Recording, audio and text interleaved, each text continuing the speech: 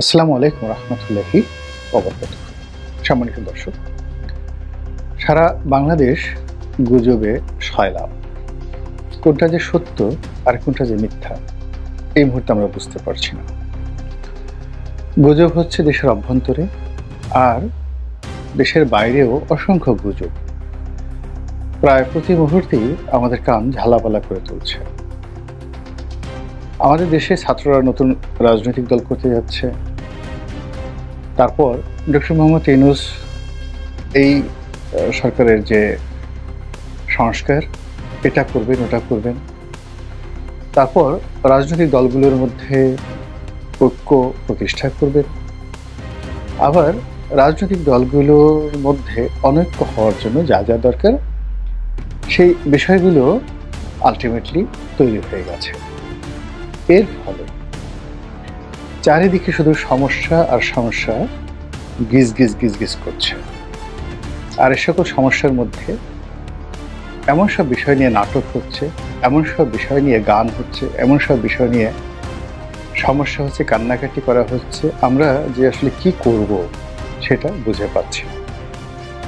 ঢাকা আন্তর্জাতিক বই মেলাতে স্যানিটারি ন্যাপকিন, মেয়েরা সাধারণত যে ন্যাপকিনটা পরে, সেই ন্যাপকিন নিয়ে যে দাঙ্গা হাঙ্গামা হতে পারে, আমরা কি এই ধরনের কথা কখনো কল্পনা করেছি? বাস্তবতা এখন সেটাই হয়েছে। আমাদের দেশে এক পক্ষ গিয়ে একটা বাড়িতে আগুন লাগিয়ে দিচ্ছে। আগুন নেভানোর জন্য সেখানে ফায়ার ব্রিগেড আসতে পারছে না। আমাদের পুলিশ বাহিনী দাঁড়িয়ে দাঁড়িয়ে দেখছে, আর সেনাবাহিনীর হাতে যারা আগুন লাগিয়েছে তারা ধরা পড়েছে। এখন সেনাবাহিনী খুব অনুনয় বিনিময় করে তাদেরকে প্রশ্ন করছে যে আপনারা এই আগুনটা কেন লাগালেন। তখন তারা যারা আগুন লাগিয়েছেন তারা কাচুমাচু করে করে সবার শেষে সেনাবাহিনীর প্রতি দয়া পরবশ হয়ে তারা বললেন যে ঠিক আছে, আমরা নিভিয়ে দিচ্ছি। এই দৃশ্য আমাদেরকে দেখতে হচ্ছে।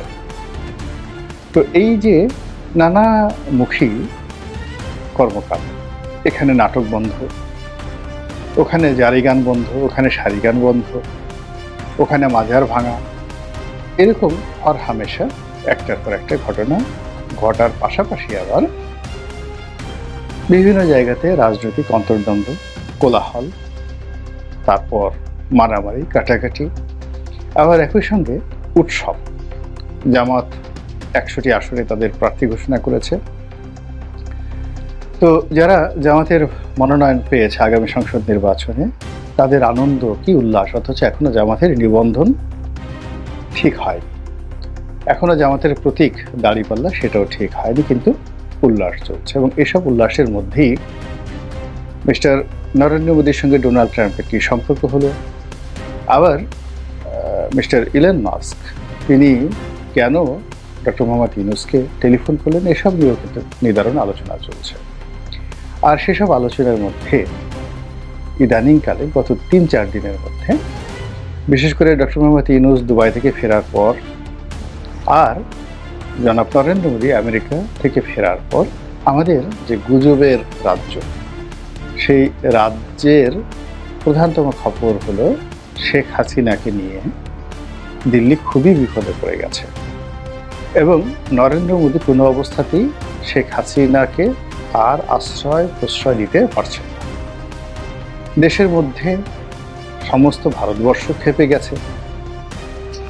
তারা যে কোনো মূল্যে শেখ হাসিনাকে ভারতবর্ষ থেকে বের করে দেবেন এবং বাংলাদেশে শেখ হাসিনাকে নিয়ে আসা হবে।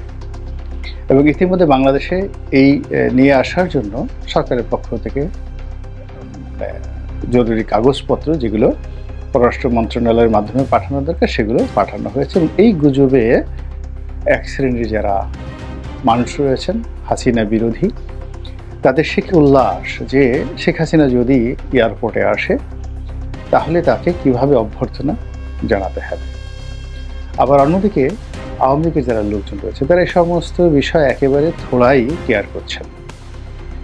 তাদের বক্তব্য হলো যে তাদের নেত্রী, তাদের আপা আবার ক্ষমতায় আসবেন, আবার সানাই বাজবে, আবার নহবত বাজবে, আবার তাদের সেই যে স্বর্ণযুগ, সেই স্বর্ণযুগ আসবে এবং তারা স্বর্ণ সিংহাসনে বসে স্বর্ণডিম্ব প্রসব করবে, এই চিন্তা করছেন। এবং তারা আরও বলার চেষ্টা করছে যে 1981 সনে যখন শেখ হাসিনা ভারত থেকে এসেছিল, তখন বাংলাদেশের যে স্মরণকালের গণসমাবেশ হয়েছিল তাকে অভ্যর্থনা জানানোর জন্য ঢাকা বিমানবন্দরে তা আসছে আরও বড়, যাকে বলা হয় অভ্যর্থনার আয়োজন করার জন্য আওয়ামী লীগের লোকজন মনে প্রাণে প্রস্তুতি নিচ্ছে। ওদিকে জনাব তারেক রহমান কবে আসবেন এবং তিনি আসার পরে কত বড় জামায়াত হবে এবং তিনি কিভাবে সে প্রধানমন্ত্রী চেয়ারে বসবেন, এসব বিষয় নিয়েও নিদারুণ আলাপ আলোচনা হচ্ছে। তো এত সব আলোচনার মধ্যে সত্যিকার অর্থে শেখ হাসিনা ভারতে কোন অবস্থায় আছেন এবং তাকে কি আসলেই ভারত থেকে তাড়িয়ে দেওয়ার জন্য কোনো প্ল্যান পরিকল্পনা ভারত সরকার করছে কিনা, বা আসলে এই ব্যাপারে ভারতবর্ষের সিদ্ধান্ত কি, এগুলো নিয়ে যারা রাজনৈতিক সচেতন তারা কম বেশি জানেন যে ভারত রাষ্ট্রীয় সিদ্ধান্তে, তারপর তাদের যে বিরোধী রাজনৈতিক দলগুলো রয়েছে তাদের সম্মিলিত সিদ্ধান্তে শেখ হাসিনাকে রাজকীয় মেহমান রূপে সেখানে আশ্রয় দিয়েছে, প্রশ্রয় দিয়েছে। এটা তাদের মর্যাদার বিষয়, এটি তাদের ক্ষমতার দম্ভ যে তারা এই কাজটি করতে পেরেছে। 2 নম্বর হলো শেখ হাসিনাকে হাতে রেখে তারা যেভাবে ট্রাম্পের সঙ্গে খেলতে পারবে, যেভাবে ডক্টর মোহাম্মদ ইউনূসের সঙ্গে খেলতে পারবে, কিংবা আগামী দিনে যদি বিএনপি ক্ষমতায় আসে তাদেরকে যেভাবে নাস্তানাবুদ করতে পারবে, শেখ হাসিনার ভয় দেখিয়ে এই সুযোগটি ভারত কিয়ামত হয়ে গেল তারা কিন্তু ছাড়বে না। অন্যদিকে বাংলাদেশের যে দ্রুত পরিবর্তনশীল রাজনীতি, সেই রাজনীতিতে গত 7 মাসে আমরা যেভাবে বুঝে গিয়েছি, ভারতও বুঝে গিয়েছে যে বাংলাদেশে স্টেবল কোনো কিছু হচ্ছে না এবং খুব সহসা এখানে কোনো কিছু স্থির হওয়া সম্ভব নয়। বাংলাদেশে যে কটি শক্তি রয়েছে, স্টেবল শক্তি রয়েছে এই মুহূর্তে, সেই স্টেবল শক্তির মধ্যে নিঃসন্দেহে আওয়ামী লীগ সবচেয়ে ভালো অবস্থানে রয়েছে। এমনকি রাষ্ট্রীয় যে সংস্থাগুলো রয়েছে তাদের মধ্যেও কিন্তু বিশৃঙ্খলা দেখা দিয়েছে, যেটা অকল্পনীয়, আমরা কখনো সেটা কল্পনা করিনি। তো কাজেই এই বাংলাদেশকে ভারতের স্বার্থে যদি স্থিতিশীল অবস্থায় ফিরিয়ে আনতে হয়, অথবা এই বাংলাদেশে যদি অস্থিতিশীল অবস্থা থাকে, তাহলে ভারতের 7টি রাজ্য সেইগুলোর স্থিতিশীলতা রাখা একেবারে অসম্ভব ব্যাপার এবং ভারত রীতিমতো তছনছ হয়ে যাবে। এখানে আমেরিকাও খেলবে, চীন খেলবে, রাশিয়া খেলবে এবং এত সব খেলার অধিক্ষেত্র হিসেবে বাংলাদেশের ভূমিকে ব্যবহার করার কোনো সুযোগ ভারত দেবে না। এবং সেই অর্থে যদি একটা স্টেবল শক্তি, সংঘবদ্ধ শক্তি, যাদের টেকনাফ থেকে তেঁতুলিয়া পর্যন্ত